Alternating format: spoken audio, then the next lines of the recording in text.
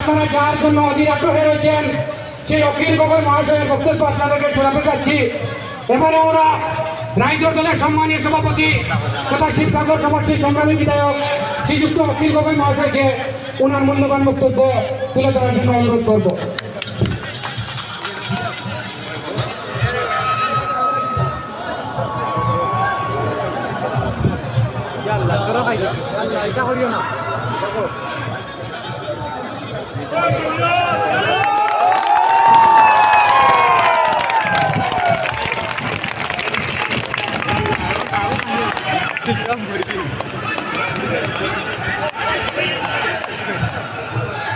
সকলোকে নমস্কাৰ জনাইছোঁ। সকলোকে সালাম নমস্কাৰ। হাফিজ জিকিবনে হাৰিব? হাফিজ ৰচিদ চৌধুৰী জিকিবনে হাৰিব? সঁচাকে জিকিবনে? জিকিব? মই উজনি অসমৰ পৰা আহিছোঁ।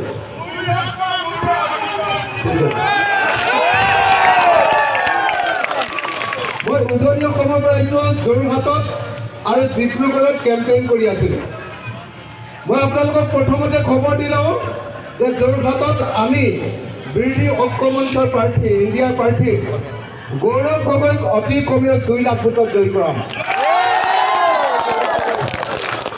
আৰু ডিব্ৰুগড়ত আমাৰ বিৰোধী ঐক্য মঞ্চৰ প্ৰাৰ্থী লুৰিণজ্যোতি গগৈ জিকিব, অতি কমেও 1 লাখ ভোটত জিকিব। মই আপোনালোকক জনাব খুজিছোঁ যে উজনি অসমখনত গোটেই যিমানবিলাক আমাৰ খিলঞ্জীয়া মানুহ আছোঁ, খিলঞ্জীয়া যেনেকৈ বৰাকত মুছলমান মানুহবিলাক খিলঞ্জীয়া, আমাৰ উজনি অসমৰ যেনেকৈ খিলঞ্জীয়া মানুহবিলাক আছে, আমাৰ সকলো খিলঞ্জীয়া মানুহে এইবাৰ বিজেপিক বৰ্জন কৰিছে। এইবাৰ খিলঞ্জীয়া মানুহবিলাকে বিজেপিক বয়কট কৰিছে, কৈছে যে বিজেপিৰ গুণ্ডাগিৰি বহুত বেছি হৈ গৈছে, আমাৰ সহ্য কৰিব পাৰিব। বিজেপিৰ দাদাগিৰি বৰাকত পাৰিছেনে নাই? বিজেপিৰ দাদাগিৰি আছেনে নাই বৰাকত? আৰু বিজেপিৰ সৰু ভাইয়ে AIDF দাদাগিৰি কৰি আছেনে নাই? মই MLA, আমি 126 জন MLA একেলগতে থাকোঁ। মই সদায় ভাবি থাকোঁ যে বিজেপিৰ বিৰুদ্ধে বিজেপি হ'ল হিন্দু ধৰ্মৰ এটা মৌলবাদী দল, হয়নে? এটা মৌলবাদী সাম্প্ৰদায়িক দল নহয় জানো? তো মই সদায় ভাবি থাকোঁ যে মুছলমান ধৰ্মৰ মানুহ আহি AIDF বনাইছে, এওঁলোকৰ সদায় কেতিয়াবা এছেম্বলিত কাজিয়া হৈ যাব নেকি এনেকৈ ভাবি থাকোঁ। সদায় মই এনেকৈ ভাবি থাকোঁ দেই, বহুত ডাঙৰ কাজিয়া হ'ব নেকি। কিন্তু উল্টাই সদায় দেখি থাকোঁ যে বিজেপিৰ লগত অকল মোৰ কাজিয়া হয়, মোৰ লগত বহুত ডাঙৰ কাজিয়া হয়, কিন্তু AIDF আৰু বিজেপিয়ে ইটোৱে ইটোক পিঠি খজুৱাই থাকে। বুজিছেনে নাই? ইয়াত বিজেপি আৰু AIDF মিলি আছেনে নাই? সঁচাকৈ আছেনে? বিজেপি আৰু AIDF মিলি কালি আমাৰ জহিৰুদ্দিন লস্কৰ, আমাৰ কেন্দ্ৰীয় কমিটিৰ সাধাৰণ সম্পাদক জহিৰুদ্দিন লস্কৰ জানেনে? কালি জহিৰুদ্দিন লস্কৰক কালি গ্ৰেপ্তাৰ কৰিছে, হয়নে নহয়? আপোনালোকে জহিৰুদ্দিন লস্কৰে কিবা 2 নম্বৰী কৰে জানে নেকি? আপোনালোকে তেওঁ মানুহৰ কাৰণে কাম কৰে নহয় জানো?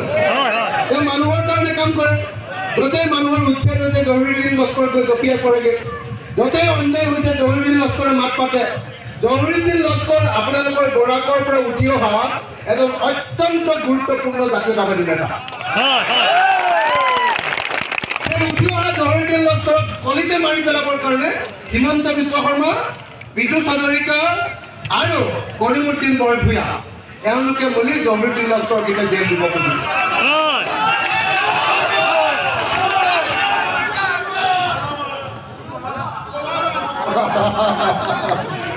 কৈছে কোনোবাই কলামাল বুলি কৈছে, মই এইবিলাক নকওঁ আৰু।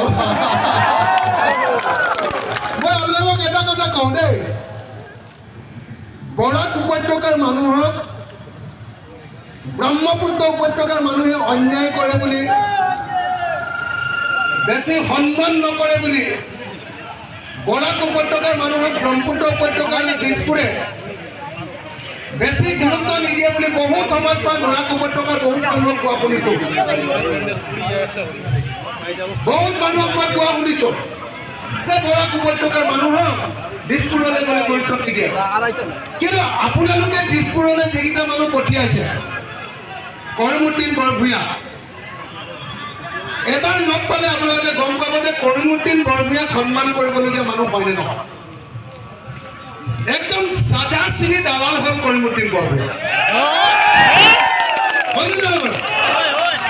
এতিয়া কৰিমুদ্দিন বৰভূঞাই কাক উঠাইছে এবাৰ? বদৰুদ্দিন আজমলে এবাৰ MP কাক উঠাইছে?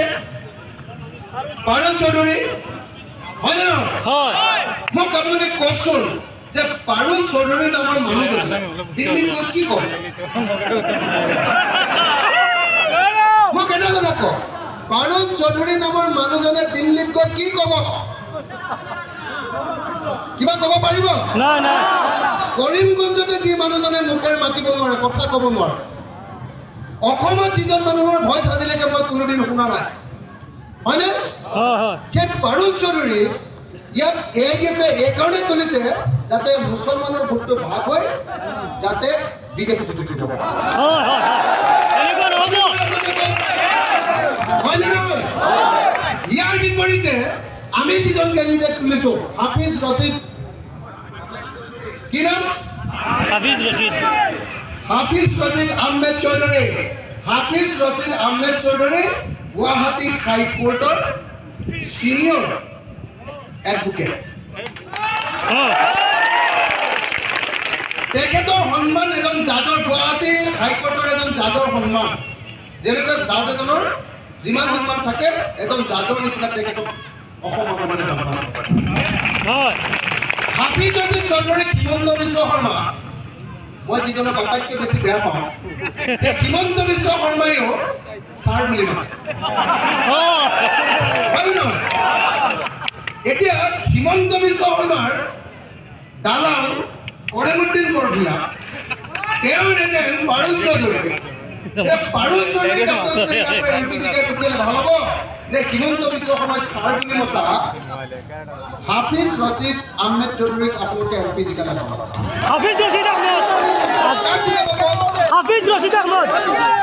আপোনালোকে যদি সঁচাকে বৰাকৰ সন্মান বচাব খোজে, যদি সঁচাকে বৰাকৰ হৈ গোটেই অসমতে মাত মতাটো বিচাৰে, যদি বৰাকৰ হৈ দিল্লীত মাত মতাটো বিচাৰে, তেতিয়াহ'লে বৰাকৰ হৈ দপদপাই থাকিবৰ কাৰণে আপোনালোকে অসমৰ এজন সিংহ পুৰুষ হাফিজ ৰছিদ চৌধুৰীক জিকাবনে নিজিকায়? হাফিজ ৰছিদ চৌধুৰীক জিকাবনে নিজিকায়? চবে হাত দিব নাই, জিকাবনে নাই? হাফিজ ৰছিদ চৌধুৰীক জিকিবনে নাই? সঁচাকে জিকিবনে? জিকিবনে নাই? মই আপোনালোকক অতি স্পষ্টকৈ ক'ব খুজিছোঁ, মইনুল হক চৌধুৰী তেওঁ আপোনালোকৰ কাৰণে কাগজ কলম দিলে, হয়নে? মইনুল হক চৌধুৰী ইঞ্জিনিয়াৰিং কলেজ আনিলে, বৰাকৰ কাৰণে আনিলে নে নাই? মইনুল হক চৌধুৰীৰ দিনতে যিকেইটা উন্নয়ন বৰাকত হ'ল, তাৰপিছত আৰু কোনো ধৰণৰ উন্নয়ন বৰাকত আমি হোৱা দেখা নাই, হয়নে নহয়? মইনুল হক চৌধুৰীয়ে বনোৱা কাগজ কলটো বন্ধহে কৰিলে, নতুনকৈ এটা কাগজ কল কোনেও বনাব নোৱাৰে, হয়নে? তাৰপিছত বৰাকত আপোনালোকে যিবিলাক MP জিকাই আছে, সেই MP বিলাকে বিশেষ